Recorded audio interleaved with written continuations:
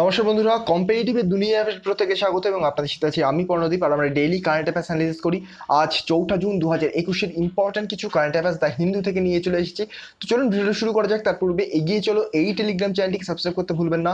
এই চ্যানেলে আমার প্রতিটি লেকচারের আপডেট সহ ইম্পর্টেন্ট লেকচারের পিডিএফ পেয়ে যাবেন এবং এই যে ডেসক্রিপশন, এখানে আমার চ্যানেল এবং আমার সম্পর্কে আপনারা দেখতে পারেন। আর এই ইমেল আইডি তলায় যে দেওয়া রয়েছে, আপনাদের কোনো রকম প্রবলেম থাকলে আপনারা কিন্তু আমাকে কন্ট্যাক্ট করতে পারেন। আর এখানে বুক রিভিউ দেখতে পাচ্ছেন, environment by Shankar IAS, general science encyclopedia, এই টাইপের বুক রিভিউ করা হচ্ছে প্রতি শনিবার রাত 8টার সময় এই চ্যানেলে, পর্ণদীপস ওপিনিয়ন চ্যানেলে। লিঙ্ক আমি ডেসক্রিপশন বক্সে দিয়ে দেবো। চলুন শুরু করা যাক। আজকের যে প্রথম কারেন্ট অ্যাফেয়ার সেটা কি বলছে? এটা বলছে Indian council of medical research অর্থাৎ আইসিএমআর। আইসিএমআর কিন্তু অ্যাপ্রুভ করেছে second home based rapid antigen test kit. তো এই যে টেস্ট কিট, এটা কিন্তু দ্বিতীয় টেস্ট কিট এবং এই টেস্ট কিটের নাম প্যান বায়ো কোভিড-19। তো আমি তো একটু আগেই বললাম দ্বিতীয় টেস্ট কিট, তো কোন বেসিসে দ্বিতীয় টেস্ট কিট? নিশ্চয়ই দ্বিতীয় নম্বরে নয় এই টেস্ট কিটটা।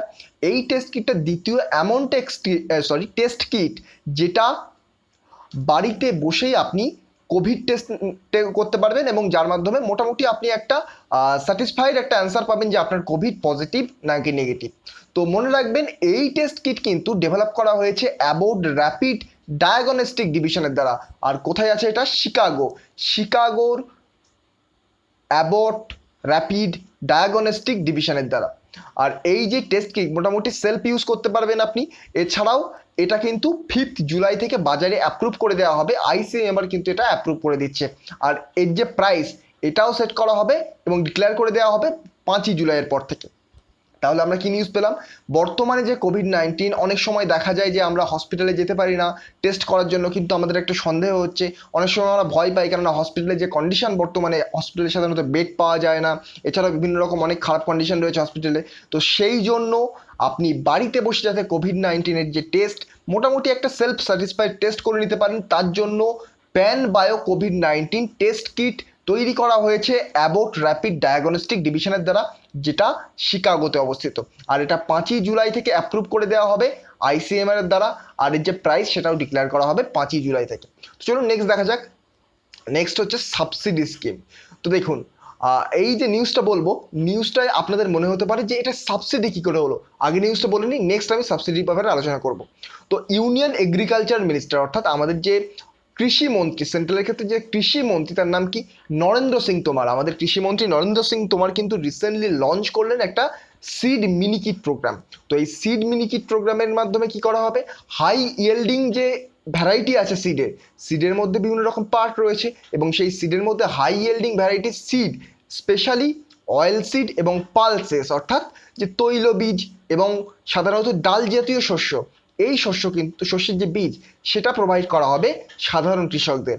তো এই যে অ্যাবাউট সিড মিনিকিট প্রোগ্রাম, এই প্রোগ্রাম লঞ্চ করা হয়েছে একটা মেজর অংশে, মানে মেজর অংশ বলতে ভারতবর্ষের একটি মেজর কৃষককে, মানে কৃষক সম্প্রদায়কে টার্গেট করা হয়েছে, যাতে তাদের মধ্যে ডিস্ট্রিবিউট করা হবে এই সিডগুলো, যাতে তারা আমাদের এগ্রিকালচারাল প্রোডাকশনকে আরও বুস্ট করতে পারে।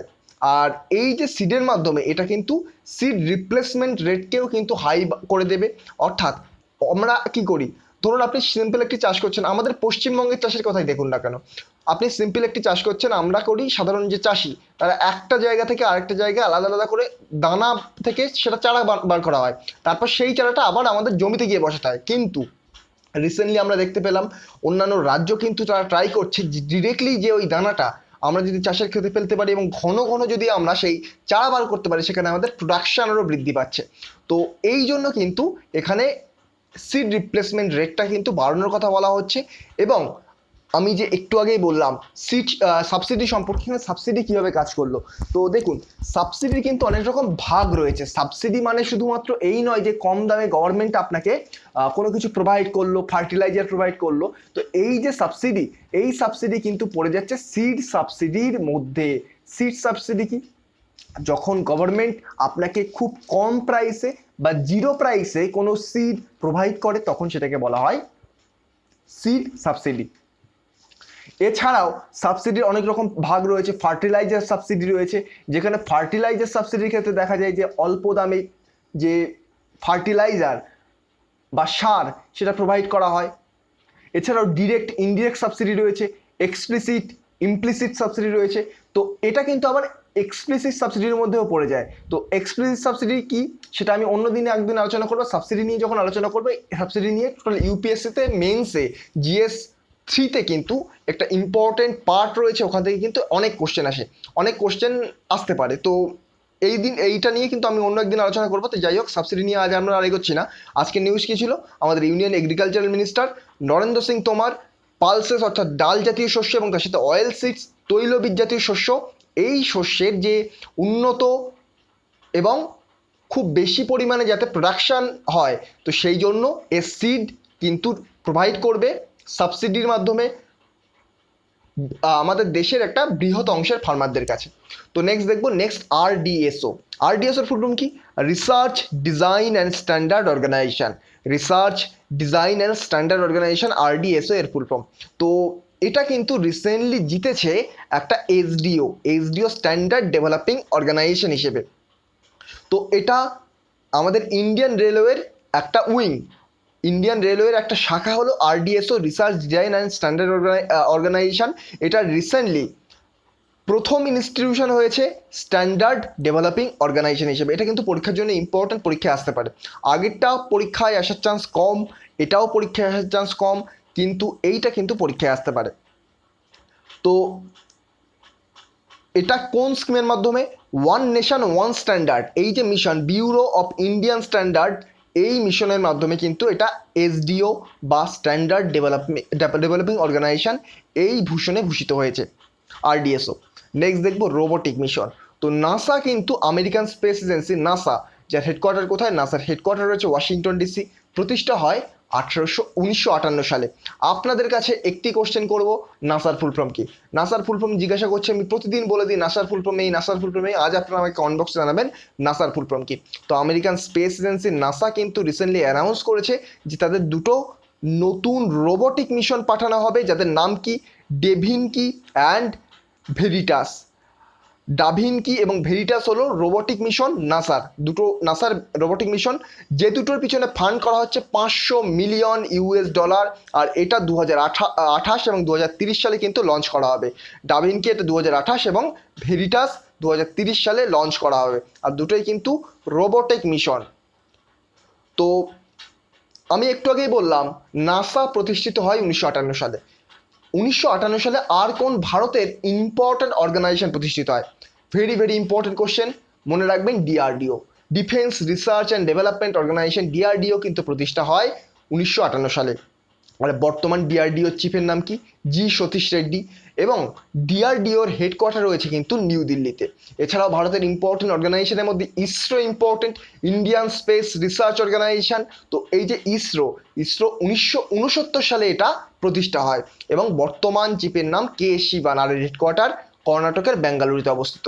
নেক্সট দেখবো করোনা ফ্রি ভিলেজ অ্যাওয়ার্ড। তো এটা একটা খুব ভালো ইনিশিয়েটিভ। এরকম ইনিশিয়েটিভ যদি প্রত্যেকটা রাজ্য নেয়, তাহলে আমরা কিন্তু ধাপে ধাপে ছোট ছোট ভাবে কিন্তু আমাদের কোভিডকে পরাস্ত করতে পারি।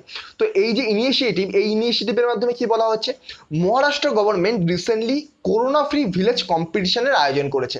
তো এই যে corona free village competition very very important, পরীক্ষার জন্য পরীক্ষায় কোশ্চেন আসতে পারে। করোনা ফ্রি ভিলেজ কম্পিটিশন কোন রাজ্য চালু করেছে, কারেক্ট অ্যান্সার হবে মহারাষ্ট্র। তো এই যে করোনা ফ্রি ভিলেজ কম্পিটিশন, এইটা চালু করার পরে কি হবে, তো দেখুন প্রত্যেকটা তাদের গ্রাম চাইবে যে করোনা ফ্রি হই, আমরা করোনা ফ্রি হই।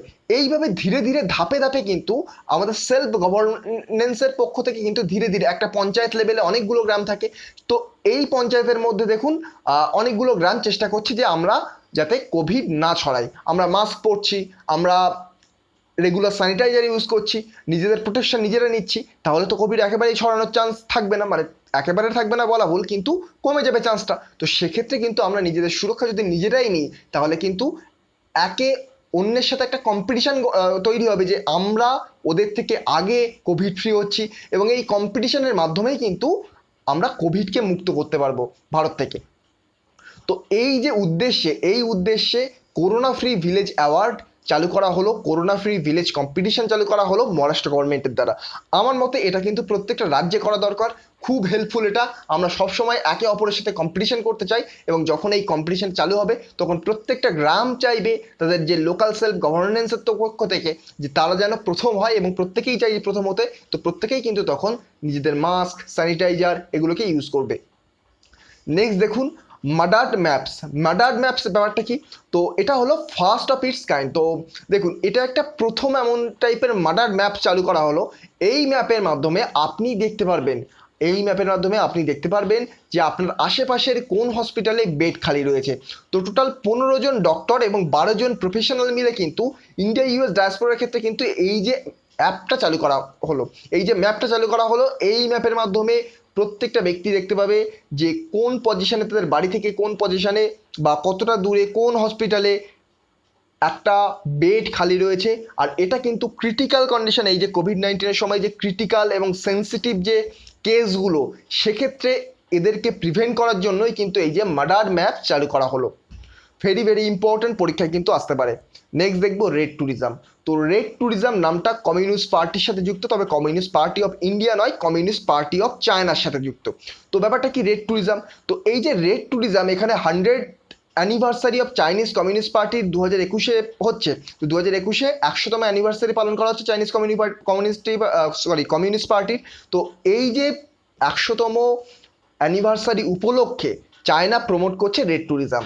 এই রেড ট্যুরিজম হলো কমিউনিস্ট পার্টি অফ চায়নার মতে যে যে স্থানগুলো কমিউনিস্ট পার্টির জন্য গুরুত্বপূর্ণ, যে যে স্থানগুলো কমিউনিস্ট পার্টির জন্য হিস্টোরিক্যাল, সেটা ভারতের ক্ষেত্রে নয়, জার্মানির ক্ষেত্রে নয়, শুধুমাত্র চায়নার ক্ষেত্রে, সেই সব জায়গাকে তারা রেড ট্যুরিজম প্রমোট করছে। এবং রেড ট্যুরিজম তারা যাতে এখানে একটু তাদের ইনকাম হয়, এবং এখানকার ইনকাম হলে সাধারণত কী হবে, জিডিপি বৃদ্ধি পাবে। বিভিন্ন রকম যারা ধরুন ভারত থেকে যারা ধরুন কমিউনিস্ট পার্টিতে বিশ্বাসী, তারা হয়তো চায়নাতে গেল, যদিও সেটা বাস্তবে পসিবল নয়। তার কারণ হচ্ছে চায়না এখন ভারতের পরম শত্রু, আর কমিউনিস্ট পার্টি অফ ইন্ডিয়া এবং কমিউনিস্ট পার্টি অফ চায়নার যে মতাদর্শ সেটা সম্পূর্ণ আলাদা। কমিউনিস্ট পার্টি অফ ইন্ডিয়া সাধারণত লেনিন এবং কার্ল মার্কসের মতধারায় চলে, এবং কমিউনিস্ট পার্টি অফ চায়না সেটা মাও জেদংয়ের মতধারা অনুযায়ী চলে। কোনো একদিন আলোচনা করবো যে কার্ল মার্কসের যে চিন্তাধারা সেটা কি, আর মাও জেদংয়ের চিন্তাধারার মধ্যে পার্থক্য কোথায়।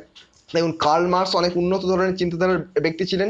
তিনি কমিউনিজম কথার অর্থ কিন্তু এমন নয় যে কমিউনিস্ট পার্টি রুল করবে। কমিউনিজম কথার অর্থ হচ্ছে প্রথমে, অ্যাকচুয়ালি কার্ল মার্কসের মতাদর্শ অনুযায়ী প্রথমে সমাজের নিম্ন শ্রেণী অর্থাৎ প্রোলেটারিয়েট, কার্ল মার্কসের কথা অনুযায়ী প্রোলেটারিয়েট তারা কিন্তু সমাজের যে পাওয়ার সেটা দখল করে নেবে, এবং ফাইনালি দেখা যাবে তারা সেই নিজেরাই পাওয়ারটাকে ছেড়ে দিচ্ছে এবং সবার কাছে সমান অধিকার থাকছে। এটা অবশ্য অনেকটা অলীক কল্পনার মতো লাগে কার্ল মার্কসের যে চিন্তাধারা, কিন্তু এর মধ্যে অনেক বাস্তবতা রয়েছে, এর অনেক ফ্যাক্ট রয়েছে। কোনো কান্ট্রি কিন্তু এখনো পর্যন্ত কার্ল মার্কসের যে কমিউনিজম সেটাকে একেবারে ইমপ্লিমেন্ট করতে পারেনি। লেনিন চেষ্টা করেছিল কিন্তু সফল হয়নি। কার্ল মার্কস সবসময় বলতেন যে কোনো জিনিস দরকার কোনো একজন নিডি পার্সনের, নট গ্রিডি পার্সনের, অর্থাৎ যে লোভী তার থেকে বরং বেশি প্রয়োজন কোনো জিনিসের একজন নিডি বা যার প্রয়োজন তার। তো এই হচ্ছে কমিউনিস্ট পার্টি অফ যে কার্ল মার্কসের যে চিন্তাধারা, কমিউনিজমের যে চিন্তাধারা, সেখান থেকেই বিভিন্ন রকম communist party of India, communist party of China বিভিন্ন রকমের এসছে। অন্য একদিন আমরা রাইট উইংস লেফট উইংস এই টাইপের কোনো একটা ভিডিও আনবো যেখানে আলোচনা করবো রাইট উইংসের চিন্তাধারা এবং লেফট উইংসের চিন্তাধারা নিয়ে। খুব ইন্টারেস্টিং জিনিস, পলিটিক্সের জিনিস। তবে আপনারা যদি সোসিওলজি বা অ্যানথ্রোপোলজি পড়ে থাকেন তো সেক্ষেত্রে আপনারা কার্ল মার্কস পড়ে থাকবেন। তো কার্ল মার্কস কিন্তু একটু খুব ইম্পর্টেন্ট, আর যারা স্পেশালি ইয়ং যে যুবক তারা কিন্তু কার্ল মার্কসের চিন্তাধারায় খুব প্রভাবিত হয়। যেমন ধরুন ক্যাপিটালিস্টের ক্ষেত্রে কী হয়, ক্যাপিটালিস্ট চিন্তাধারার মধ্যে একটা চিন্তাধারা দেখা যায় যে আপনি কোনো কাজে সফল হলেন, সেই সফল হওয়ার শ্রেয়টা কিন্তু আপনার যাবে না। ক্যাপিটালিস্ট চিন্তাধারার ক্ষেত্রে এমন দেখা যায় যে আপনি ইউপিএসসি ক্লিয়ার করে ফেললেন, সেখানে আপনি ইউপিএসসি ক্লিয়ার করেন কিন্তু সমস্ত কৃতিত্ব কিন্তু আপনার নয়, তখন কৃতিত্ব চলে যাবে সিস্টেমের। এবং আপনি যদি ফেল করেন ইউপিএসসিতে, আপনি যখন ফেল করেন তাহলে এই কৃতিত্ব কিন্তু আপনার চলে যাবে, আপনি ফেল করেছেন আপনার দোষে। তো এটাই হচ্ছে ক্যাপিটালিস্ট চিন্তাধারার একেবারে মূল ভিত্তি বলতে পারেন। বিভিন্ন রকম ফিলোসফিক্যাল আইডিয়া রয়েছে এই টাইপের। তো আমি আর আজকে যাচ্ছি না, জাস্ট রেড ট্যুরিজম নিয়ে আলোচনা করতে করতে, কমিউনিস্ট পার্টি নিয়ে আলোচনা করতে করতে এতটা চলে আসলাম। তো যাই হোক, এই ছিল আজকের আলোচনা। তো আর কোনো নিউজ নেই আজকে ইম্পর্টেন্ট তো পরীক্ষার জন্য। তো নেক্সট ভিডিওতে আপনাদের সাথে আবার দেখা হবে। তো আজকের মতো গুড বাই। পরবর্তী ভিডিওতে আপনাদের সাথে আবার দেখা হবে, কিন্তু যদি চ্যানেলটি ভালো লেগে থাকে, ভিডিওটা ভালো লেগে থাকে, আমার চ্যানেলটিকে সাবস্ক্রাইব করে পাশে থাকা বেল আইকনটি প্রেস করতে ভুলবেন না। চলুন আজকের মতো গুড বাই।